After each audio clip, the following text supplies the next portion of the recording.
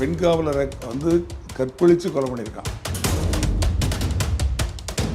அவன் வந்து drug driver. அந்த ஹைவேஸில் நிற்கக்கூடிய பெண்கள், அங்கங்கே சில பெண்கள் நிற்பாங்க பாலியல் தொழில் செய்யக்கூடிய, அந்த மாதிரி எங்கள் இருக்கிற இந்த ஹைவேஸில் வந்து இது வரைக்கும் கிட்டத்தட்ட ஒரு 200 பெண்களை இது மாதிரி பாலியல் பலாத்காரம் பண்ணி கொலை பண்ணியிருக்கார்.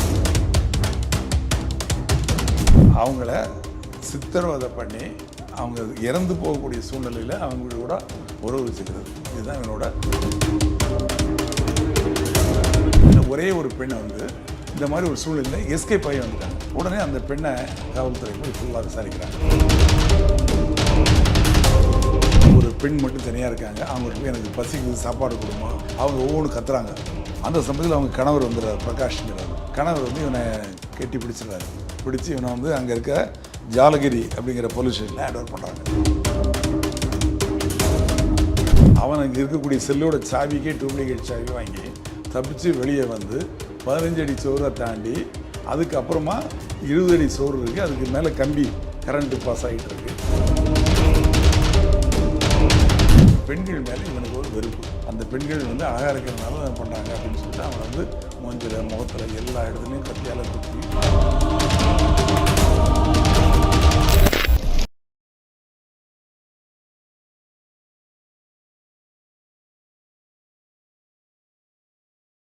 வாய்ஸ் ஆஃப் லா நேயர்களுக்கு வணக்கம். பல குற்ற வழக்குகள் சம்பந்தமான விஷயங்களை திரு ரிட்டையர்டு ஏசிபி ராஜாராம் அவர்களுடன் பேசி வருகிறோம். இந்த வாரம் ஒரு புதுமையான கான்செப்ட் தான் எடுத்துருக்கிறோம். 2009ஆம் ஆண்டு ஆகஸ்ட் மாதம் 23ஆம் தேதி அப்போது துணை முதல்வராக இருந்த திரு மு.க. ஸ்டாலின் அவர்கள் வந்து கிருஷ்ணகிரி பெருமாநல்லூரில் ஒரு நிகழ்ச்சிக்கு வராரு, ஒரு பொதுக்கூட்டத்து நிகழ்ச்சிக்கு. அந்த நிகழ்ச்சிக்காக காவல்துறையிலேருந்து பந்தோபஸ்து போடுறாங்க. அப்போது காங்கேயம் போலீஸ் ஸ்டேஷன், ஆலுமன் போலீஸ் ஸ்டேஷனில் வேலை செய்யக்கூடிய ஜெயமணி அப்படிங்கிற ஒரு பெண் காவலர், அவங்களுக்கு வயசு 38, அவங்களும் அந்த பந்தோபஸ்துக்கு வராங்க. அன்றைக்கி பந்தோபஸ்து முடிஞ்சதுக்கப்புறம் அவங்க அந்த ஊர்லேயே வந்து கிருஷ்ணகிரியில் இவங்களோட சொந்தக்காரங்க இருக்காங்க. அவங்க வீட்டுக்கு போய்ட்டு யூனிஃபார்ம் மாற்றிட்டு அன்றைக்கி அங்கே பக்கத்தில் எங்கேயோ போயிட்டு வரலான்னு சொல்லிட்டு இவங்க புடவையை கட்டிட்டு போகிறாங்க. போய் கொஞ்ச நேரத்துக்கு அப்புறம் அன்றைக்கி போனவங்க அப்புறம் காணோம்.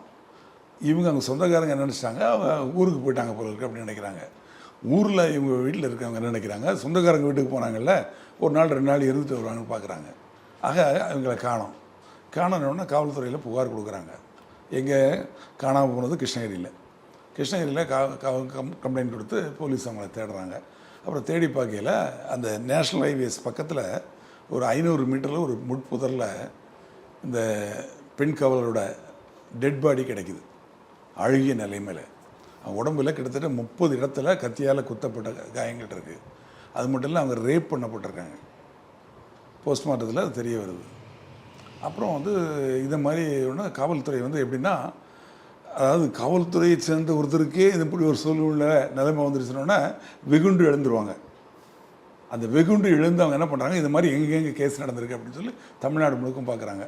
எதை பேஸ் பண்ணி பார்க்குறாங்கன்னா, இந்த நேஷ்னல் ஹைவேஸ் பக்கத்தில் இது மாதிரி பெண்கள் வந்து கற்பழித்து கொலை செய்யப்பட்ட வழக்குகள் அப்படி பார்த்தா தமிழ்நாடு முழுக்க ஒரு 30 வழக்குகள் இருக்குது. அப்புறம் அவங்க யோசனை பண்ணி இப்போ ஒவ்வொருத்தரையும் பார்க்கையில் என்ன தெரியுதுன்னா, இப்போ இந்த நேஷ்னல் ஹைவேஸ்னால் இப்போ யாரோ இந்த நேஷ்னல் ஹைவேஸில் போகக்கூடியவங்க தான் இது மாதிரி பண்ணுறாங்க அப்படிங்கிற ஒரு முடிவுக்கு வராங்க. முடிவுக்கு வந்து இந்த எல்லா வழக்குகளையும் எடுத்து பார்க்குறாங்க.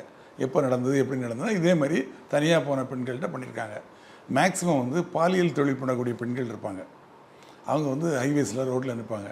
அப்போ இந்த லாரி டிரைவருங்க வண்டியை நிறுத்திட்டு அவங்ககிட்ட போய் தங்களோட இச்சையை தீர்த்துட்டு போவாங்க. அது மற்ற இடங்களில் நடக்கக்கூடியது. அந்த மாதிரி இறந்து போனவங்களில் பார்த்தா அப்படிப்பட்ட தொழிலில் உள்ளவங்க தான் நிறைய பேர் தெரியுது. அவங்களுக்கு என்ன பிரச்சனைனா, அவங்களுக்கு பின்னணி இருக்காது, அவங்களுக்கு ஃபேமிலி, அவங்களுக்கு யாருமே இருக்க மாட்டாங்க. ஸோ அதனால் அவங்க வந்து இவங்களை தேட மாட்டாங்க. அதனால் இவங்களை பற்றி காணோம்னு புகார் கொடுக்க மாட்டாங்க. அது மாதிரி நிறைய வழக்குகளில் பாடி கிடச்சிருக்கு, ஆனால் வந்து போஸ்ட்மார்ட்டம் பண்ணால் ரேப் பண்ணியிருக்கு, எல்லாம் கொத்திருக்கு. எல்லா வழக்குகள்லையும் சித்திரவதை செய்யப்பட்டு பாலியல் பலாத்காரம் செய்யப்பட்டு இறந்துருக்காங்க அப்படிங்கிறது தெரிய வருது. அதுக்கப்புறம் ஒரு வழக்கில் வந்து கிருஷ்ணகிரி பக்கத்தில், அதாவது அந்த ஒசூர் கிருஷ்ணகிரி அந்த ஏரியாலெலாம் வந்து அந்த இது இருக்கும், இண்டஸ்ட்ரியல் எஸ்டேட்டு. அந்த இண்டஸ்ட்ரியல் எஸ்டேட்டில் வேலை செய்யக்கூடிய பெண்கள் இருப்பாங்க ஒவ்வொரு கம்பெனிலையும். அவங்க வந்து வேலை முடிச்சுட்டு ஈவினிங்கில் தான் தனியாக வருவாங்க.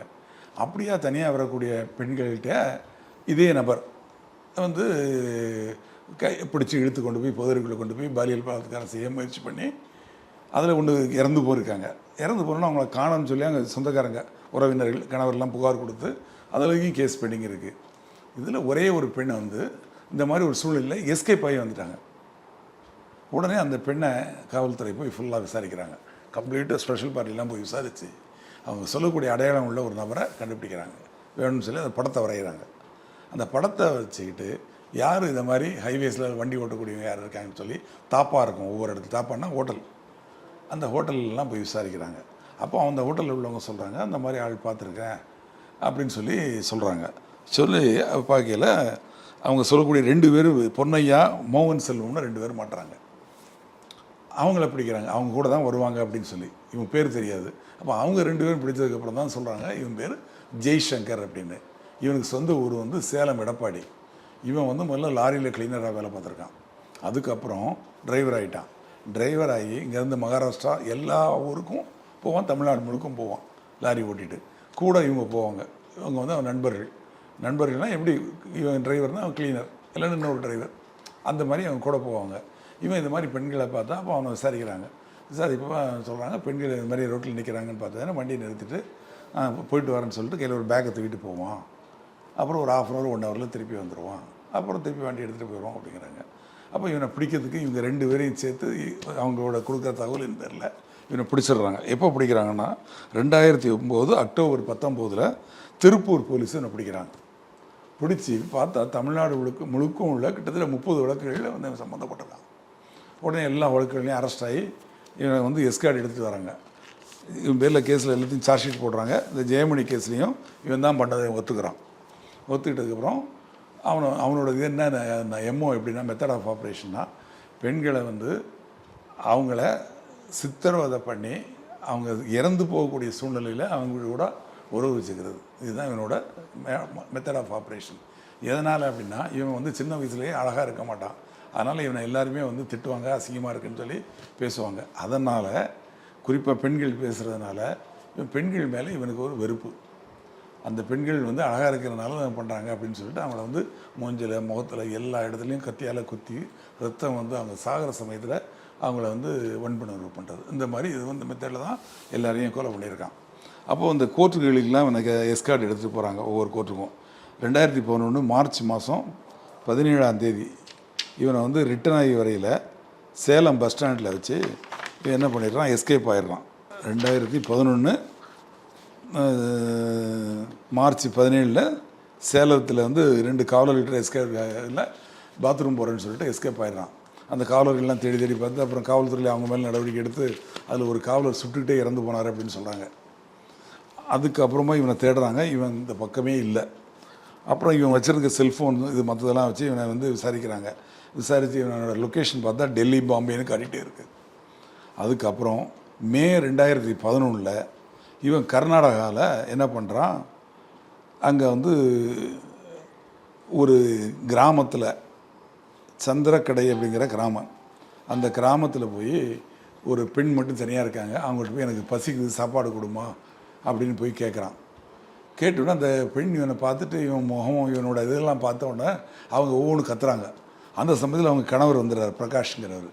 கணவர் வந்து இவனை கெட்டி பிடிச்சிடுறாரு. பிடிச்சி இவனை வந்து அங்கே இருக்க ஜாலகிரி அப்படிங்கிற போலீஸ் ஸ்டேஷனில் ஹேண்ட் ஓவர் பண்ணுறாங்க. அந்த போலீஸு இவனை விசாரித்து இவன் தான் அந்த சைக்கோ சங்கர் ஏற்கனவே இந்த வழக்கில் சம்மந்தப்பட்டவன் போலீஸுக்கு கஸ்டடியிலேருந்து எஸ்கேப் ஆனவன்னு சொல்லி கேஸ் போட்டு அவனை ரிமாண்ட் பண்ணிடுறாங்க. ரிமாண்ட் பண்ணி பெங்களூரில் இருக்கக்கூடிய பரப்பர அக்ரஹாரம் அந்த ஊரில் இருக்கக்கூடிய சென்ட்ரல் ஜெயிலில் இவன் அடைக்கிறாங்க. அந்த சென்ட்ரல் ஜெயிலில் இவன் இருக்கிறான். இருந்து அங்கேருந்து எல்லா கேஸுக்கும் இவனை எஸ்கார்டு எடுத்துகிட்டு போயிட்டு வராங்க. தமிழ்நாட்டில் உள்ள கேஸ் எல்லாத்துக்கும், அங்கே கர்நாடகாவில் உள்ள கேஸ் எல்லாத்துக்கும், இந்த எல்லா கேஸுக்கும் இவனை ஏற்கனவே விசாரித்தப்போ இந்த மொத்த மாநிலங்கள் இவனுக்கு வந்து தமிழ், கன்னடம் ப்ளஸ்ஸு ஹிந்தி 3 மொழியும் நல்ல சரளமாக தெரியும். இவன் வந்து இந்த ஹைவேஸில் வந்து இது வரைக்கும் கிட்டத்தட்ட ஒரு 200 பெண்களை இது மாதிரி பாலியல் பலாத்காரம் பண்ணி கொலை பண்ணியிருந்தா சொல்கிறாங்க. பட் எதுவுமே நேரடியாக கம்ப்ளைண்ட் இல்லை. தமிழ்நாட்டில் மட்டும் ஒரு 30 வழக்குகள் இருக்குது. தமிழ்நாட்டிலையும் கர்நாடகத்துலேயும் இந்த வழக்குகளில் போயிட்டே இருக்கான். போயிட்டு கோர்ட்டுக்கு வந்து போயிட்டு வந்துட்டுருக்கான். அப்போ வந்து ஒவ்வொரு வழக்கெல்லாம் எனக்கு தண்டனை கிடைக்க ஆரம்பிச்சிது. கிட்டத்தட்ட 28 ஆண்டுகள் ஜெயில் தண்டனை அப்படிங்கிற அளவுக்கு வந்துடுச்சு. உடனே நம்ம இதுக்கு மேலே உள்ள இருந்தோன்னா வாழ்நாள் முழுக்கும் ஜெயிலில் தான் இருக்கணும்னு சொல்லி ஜெயிலில் வேலை செய்யக்கூடிய வார்டன், அந்த அசிஸ்டன்ட் ஜெயிலர், சூப்பர்டென்ட் எல்லார் வரைக்கும் காசை கொடுத்து அவங்க உதவியோட ஒரு நாள் வந்து அவன் எந்த செல்லில் இருக்கானோ அந்த செல்லுக்கு உள்ள சாவி கூட அவங்களே கொடுக்குறாங்க, டூப்ளிகேட் சாவி. அதை வச்சு திறந்து அவன் வெளியே வந்து அந்த இவங்க இருக்கக்கூடிய அந்த பிளாக்குக்கு 2 சுற்றுச்சுவர் இருக்கும். அதில் ஒரு 10 அடி சுவர் இருக்குது, அதை தாண்டிடுறான். அதுக்கப்புறம் வந்து 15 அடி சுவர் இருக்குது, அதையும் தாண்டிடுறான். அதுக்கடுத்தால 20 அடி சுவர் இருக்குது. அந்த சுவருக்கு மேலே வந்து கம்பி கட்டியிருக்காங்க, அதில் மின்சாரம் பாய்ச்சிருக்காங்க. அப்போ அந்த சுவர் விட்டு தாங்கிறதுக்கு என்ன வழின்னு பார்க்குறான். அப்போ அங்கே வந்து ஏற்கனவே வந்து அந்த கட்டட வேலை நடந்துகிட்டு இருக்குது. அதுக்கு சாரம் கட்டுறதுக்காக மூங்கில் கம்பெல்லாம் வச்சுருக்காங்க. அதில் ஒரு பெரிய மூங்கில் கம்பு எடுத்து அந்த ஒரு படத்தில் முரளியும் வடிவேலும் தாவாங்க பாருங்க, ஒரு சுவரை தாண்டதுக்கு மூங்கில் கம்பியை ஊனி அதுலேருந்து அப்படி ஜம்ப் பண்ணி தாவாங்கன்றவங்க. அதில் முரளி தாண்டிடுவார், வடிவேல் தாண்டாமல் மாட்டிக்குவார். அதை மாதிரி இவன் தாண்டிடுறான். தாண்டி அந்த பக்கம் விழுந்தான்னா அது பெரிய பள்ளம், 30 அடி பள்ளம். கீழே 30 அடி கீழே விழுந்தோடனே கால் அடிபட்டு உடஞ்சி போகுது. அப்போ அப்படியே அந்த நைஸாக வேறு ஆட்கள் வச்சு அங்கே ஒரு வண்டியை பிடிச்சி போய் அங்கே ஒரு வீட்டில் போய் ஒளிஞ்சுக்கிறான். ஒளிஞ்சிக்கிட்டு அங்கே ஒரு நாள் இருந்துட்டு ஃபோன் பண்ணுறான். இவன் ஃப்ரெண்டுங்க 2 பேர் ஏற்கனவே சொன்னவன் அந்த 2 பேருக்கு ஃபோன் பண்ணுறான். இவன் ஜெயிலேருந்து தப்பிச்சிட்டான உடனே காவல்துறை வந்து அவங்க 2 பேரோட ஃபோன் டவரை லொக்கேஷன் பார்க்குறாங்க. பார்க்கையில் அவங்க 2 பேருக்கும் கர்நாடகாவில் வந்து ஃபோன் வருது, இந்த இடத்துல இருந்து வருதுன்னு தெரியுது. உடனே அந்த லொக்கேஷனில் போய் அவனை பிடிச்சிட்றாங்க. பிடிச்சி அவனை திருப்பி கொண்டு அதே ஜெயிலில் போடுறாங்க. அதுக்கப்புறம் கவர்மெண்ட் என்ன பண்ணுது, 11 ஜெயில் அதிகாரிகள் இவன் தப்பிக்கிறதுக்கு உடந்தையாக இருந்த 11 பேர் மேலே நடவடிக்கை எடுக்கிறாங்க. சிலர் சஸ்பெண்ட் பண்ணுறாங்க, சிலர் மேலே துறை ரீதியாக நடவடிக்கை எடுத்து இது பண்ணிடுறாங்க. அப்புறம் இவன் திருப்பி உள்ளே வந்தப்புறம் காலில் பொண்ணுலாம் ஆறுனதுக்கப்புறம் அப்புறம் பார்க்குறான். திருப்பியும் தப்பிக்கிறதுக்கு முயற்சி பண்ணால் இப்போ இருக்க ஜெயில் அதிகாரிகள் வந்து உஷாராக இருக்காங்க. இவனுக்கு தப்பிக்கிறதுக்கு எந்த உதவியும் செய்யலை. எவ்வளவோ முயற்சி பண்ணி பார்க்குறான், பெயில் போடுறான், பெயில் கிடைக்கல. தண்டனைகள் ஜாஸ்தியாகிட்டே வந்துட்டு இருக்குது. வெளியே தப்பிச்சு போகிறதுக்கு ஜெயிலில் உதவி இருந்து இப்போ அதுவும் இல்லை. அப்போ வாழ்க்கையை வெறுத்து போயிடுறான். வெறுத்து போய் என்ன பண்ணுறான், அந்த ஜெயிலில் முடிவெட்டவங்க இருப்பாங்க, சவரம் பண்ணதுக்குன்னு அந்த தொழிலாளிகள் இருப்பாங்க. அவங்க யூஸ் பண்ண பிளேடு எங்கேயோ போட்டு வச்சுருக்காங்க வேஸ்ட்டை, அதை தேடி பிடிச்சி எடுத்து இவனோட செல்லை வச்சு கழுத்தை அறுத்துக்கிட்டு இறந்து போயிடுறான். ஆக அவனோட அந்த வாழ்க்கை வந்து அதோடு முடிஞ்சுது. இது நடந்தது வந்து February 27, 2018. 2018 2008 இவன் வேலைகளை ஆரம்பிக்கிறான். 2018 இவனோட வாழ்க்கை முடிஞ்சு போகுது.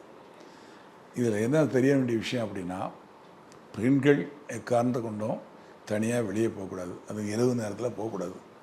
அவங்க பாதுகாப்போடு தான் போகணும். வெளியே போகிறாங்கன்னா சொந்தக்காரங்களோ ஆண் துணையோடு தான் போகணும். கையில் வந்து ஃபோன் வச்சுருந்தாங்கன்னா அதில் காவல் உதவி ஆப்னு இருக்குது, அதை டவுன்லோட் பண்ணி வச்சுங்க. இந்த மாதிரி எமர்ஜென்சியில் அதை நீங்கள் அமுக்கினீங்கன்னா ப்ரெஸ் பண்ணிங்கன்னா போதும், 5 நிமிஷத்தில் அந்த இடத்துக்கு போலீஸ் வந்துடும்.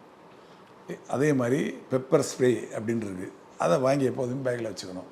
யாராவது பக்கத்தில் வந்து வராங்கன்னா அவங்க முகத்தில் அடிச்சிடணும். எங்கே போகிறோம் அப்படிங்கிறத சொந்தக்காரங்கிட்ட சொல்லிட்டு போகணும். எதில் ஒரு ஆட்டோவில் போகிறேன், ஒரு இதில் போகிறேன்னா கூட நான் இந்த வண்டியில் போகிறேன், இந்த ஆட்டோ நம்பரில் ஏறி இந்த இடத்துல இந்த இடத்துக்கு போயிட்டுருக்கேன் அப்படின்னு அவங்க சொல்லணும். இந்த மாதிரிலாம் விழிப்புணர்வோடு இருந்தால் தான் பெண்கள் வந்து தங்களை பாதுகாத்துக்க முடியும். நாளுக்கு நாள் வந்து பிரச்சனைகள் ஜாஸ்தியாகிட்டே போகுது, தவறு செய்கிறவங்க ஜாஸ்தியாகிட்டே போகிறாங்க. என்ன தான் சட்டம் தண்டனை அப்படின்னு இருந்தாலும் கூட, அதாவது குற்றம் நடக்கிறதுக்கு முன்னாடியே தன்னை பாதுகாத்துக்கிறது தான் திறமை. அதில் வந்து விழிப்புணர்வோடு இதை பார்க்கக்கூடிய பெண்களும் அந்த வியூவர்ஸும் நடந்துக்கணும். உங்கள் வீட்டு பெண்களுக்கும் அதை சொல்லுங்கள், அவங்கள பாதுகாப்பாக இருக்க சொல்லுங்கள், அவங்கள எச்சரிக்கை உணர்வோடு இருக்க சொல்லுங்கள், பாதுகாப்பு உணர்வோடு இருக்க சொல்லுங்கள். நன்றி.